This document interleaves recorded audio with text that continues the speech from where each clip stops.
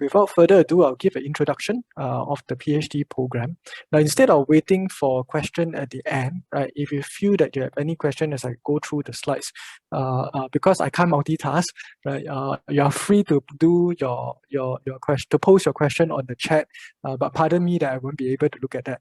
If you feel that you want to capture my attention then when I'll do the presentation, just unmute yourself and voice out your question, all right? If not, if you're comfortable, you just post your question using the chat and I will attend to those questions once we have run through the PowerPoint slides. All right. Okay, we'll get started now then. Allow me to give some overview of what is the so-called motivation behind having a PhD program. Why does SUSS run a PhD program when I think across some of the AUs, we have very respectable PhD program available. I think essentially what we are seeing is that the landscape that we are living in, right, the situation that we are in is rapidly changing. COVID is, of course, one of the key phenomena that is changing how we work, how we live altogether.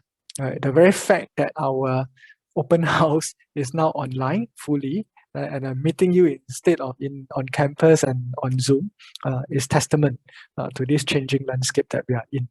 But nonetheless, I think as part of COVID also, right, it has actually accelerated the rate of digital transformation, or if to put it somewhat negatively, some have called it digital disruption. As I said, we are doing all this online these days. But actually, we trace back this digital disruption. It didn't start with COVID. It started way before that, right? And has been termed by some futurists as well as economists as what has been known as the fourth industrial revolution.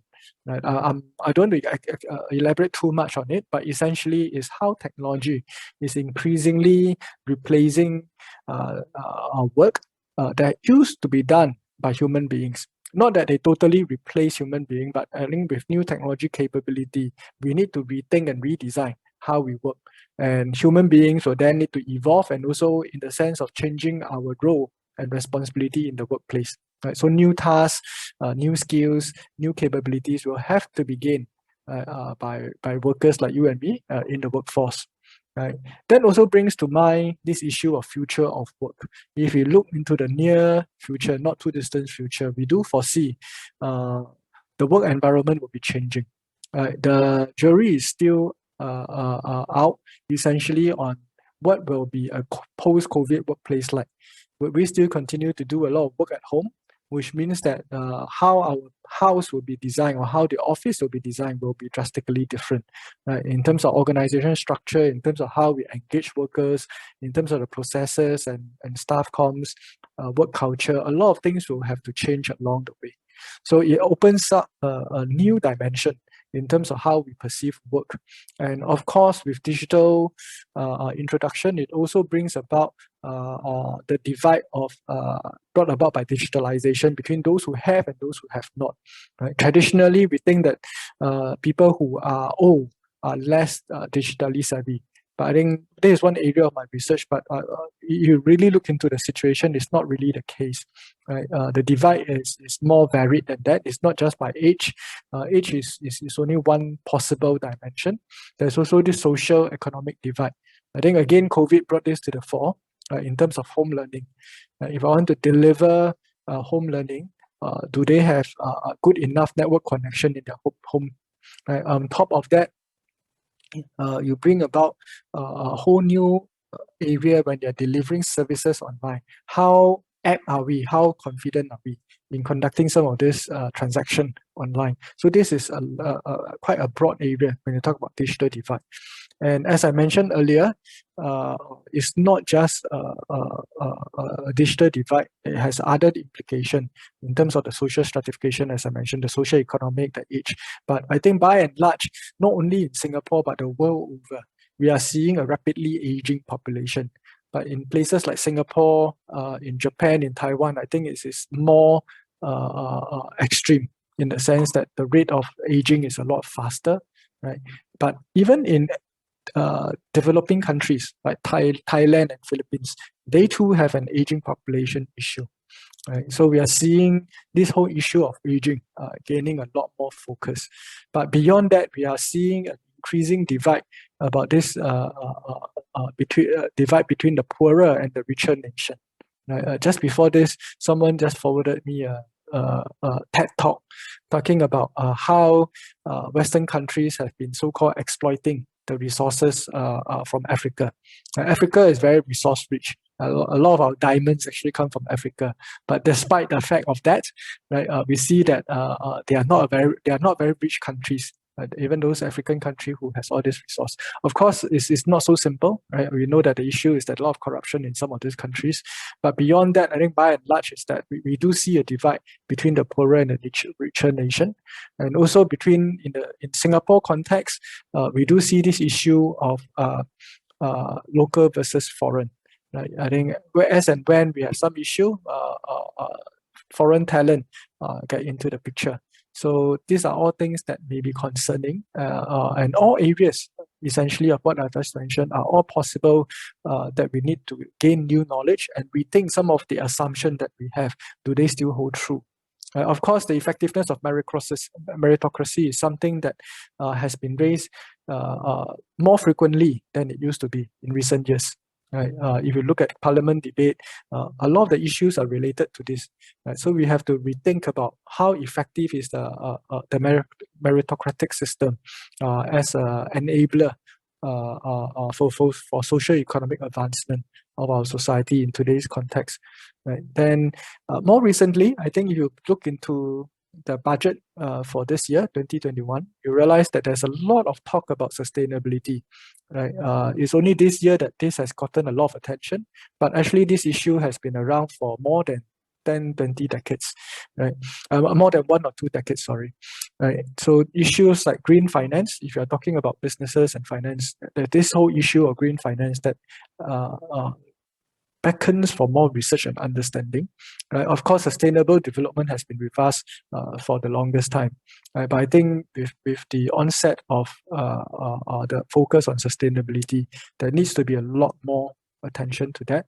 And also looking at a more social angle, right, we talk about how do we live in an eco-friendly lifestyle. So if you do observe among the younger I wouldn't say kids, but younger Singaporean this day, I do realize that they are more open to having a more vegetarian or vegan meals than let's say my parents' generation. So we do see there are some changes, right, in terms of adopting a more eco-friendly lifestyle. And from a geopolitical angle, right, we do see the growing tension in the geopolitical space. I think chief of all, the tension between China and US continue to be an issue, right? Even though Trump has stepped down, that is something that we have to be mindful of, right? And then from a broader angle, there is this deglobalization a wave that is going on. There's increasing level of protectionism. Chief of all, what we see is the Brexit phenomenon. Right, people or countries are looking into protecting their own country's interests rather than looking at the broader global interest. So all this actually are new developments, right? And a lot of sense making is needed, and they open up opportunities for more research. And all these issues are happening in our current lives. So we really need to read more insights and more knowledge. So we're not only talking about in terms of knowledge generation, but also new approaches to finding answers and solutions, right, to some of these things. So that actually motivates the purpose of the PhD. So when we look for PhD students or proposal, we look for proposals that are not only academically inclined, but I think more importantly, we are looking for more applied research topics that has relevant to the society, the industry, or the professional practice in view of some of those phenomena that I've just discussed earlier. The emphasis of this PhD is in the social sciences, right? So let's say for sustainability, you can take a very technological angle to that. But if you're doing so, right, then what you will be looking at perhaps is less of this PhD program, but more of our PhD program offered by our School of Science and Tech that has a stronger engineering and technology anchoring. right? And another feature of this PhD program is that we prefer research that will be multidisciplinary rather than just focusing on one discipline alone. I think increasingly you're seeing this need for multidisciplinary for a few reasons. One is that we are seeing that from an applied angle, you cannot deal with an issue in a very siloed mindset. If I'm a sociologist, I just need to look at the issue from a pure sociology angle and can solve the problem. I think in a lot of contemporary issues, it's multifaceted, right? So a singular discipline may not have all the answers. So we're looking for more multidisciplinary approach in terms of the research. Now, in terms of targeted students, who are we looking at? We are looking at individuals with a passion to not only study for their PhD for their own personal either edification or self-fulfillment, but I think more so for individual who has a passion to want to address certain issues that is pertinent to contemporary society, to industry or professional practices, things that you're seeing in the society in the broader context of where you work, for example, or the profession that you're in, that you think our current understanding, knowledge are no longer sufficient for us to operate for some of those reasons that I mentioned above, or could be for other reasons. Right, so we're looking at some of these things. And in terms of career prospect, unlike some PhD program that chiefly look at preparing their graduates for a career in academia, right? Either as a faculty or as a researcher in a research institute or in a university. Given our applied focus, this is only one thing that we aspire to achieve. Right. The other thing that we are looking at is perhaps you can also be an applied researcher in terms of being government office, working in a government agency, especially in terms of policy, because you'll be doing a fair bit of policy research. The other possibility is being an analyst or a consultant in a research firm or in a consultancy firm, right? Because then with the new insights and knowledge that you have gained and the research skill sets that you have gained through the program, right, hopefully you make a meaningful difference to the practice in terms of industry practice or professional practice. Here are a list of some possible area of research. I wouldn't run through them in details, but it gives you a sense of what are some of the things that we are looking at. And it also shows that some of this area, we do have some faculty with area of expertise related to this area of research, right? Essentially, something that I need to highlight to you, right? Apart from looking at research proposal on the basis of those things that I mentioned earlier, we are also mindful that we will only be able to take in applicants when the proposed research can be hosted by a faculty in the university who has the relevant disciplinary expertise. Put it this way, if I don't have a faculty with relevant expertise, there's no way that I can do justice, right, to your PhD. So we are mindful of that, and when we do consider your PhD, we will be actively looking for a faculty who will be able to guide you through your PhD research journey. Right? So these are some of those areas. So one thing that you may want to do in applying to the program is really perhaps to reach out to our some of the faculty that you think potentially could be your PhD supervisor, right? Have an interaction with them via email, or even I think giving them a call is a bit difficult because most of us may not be in office this day. Dropping them an email, indicating your interest, and then sharing with them what you want to do, and see whether are they able or willing to be your PhD supervisor. And likelihood you may need to tweak your intended research to have a better match to what they want to do. Right. So if you search through our faculty listing, you may be able to find something there. But if you can't, what I would suggest then is to reach out to us, right, in the Office of Graduate Studies, right. I think Timothy, I trouble you to post out our email address for them, right. Sure. So you can email to us, right, in terms of giving us, if possible, your CV and maybe a brief research proposal of what you want to do. Then we may then see whether is there a suitable faculty to link you up to explore further, right? Before you put in a formal application. Now, in terms of the PhD program structure, right, we can actually classify into 3 segments of the PhD. Right, the first thing is that when you come onto the program, there is coursework requirement. So there is 40 credit units of courses that you need to do. 40 credit units works out to about 8 courses over here in SUSS. Right, and out of the 40 credit units, you need to take at least 10 credit units, which is about 2 courses, in the area of research methodology. Right, then another at least 10 credit units out of the discipline-specific courses. Right, so this is how the program is structured. On top of that, knowing that what we want to do is in the cutting edge, we may not have all the courses that we will be able to support your learning in terms of getting you ready for your PhD research. Right? So apart from doing courses with SUSS, we are open to for you to do your studies with either other universities, could be local, could be international, right? Especially in today's context, whereby a lot of the courses are all delivered online.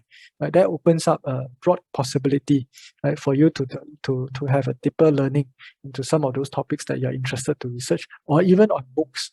Right? But I have to qualify that it doesn't mean that immediately you take the books courses, we will recognize them.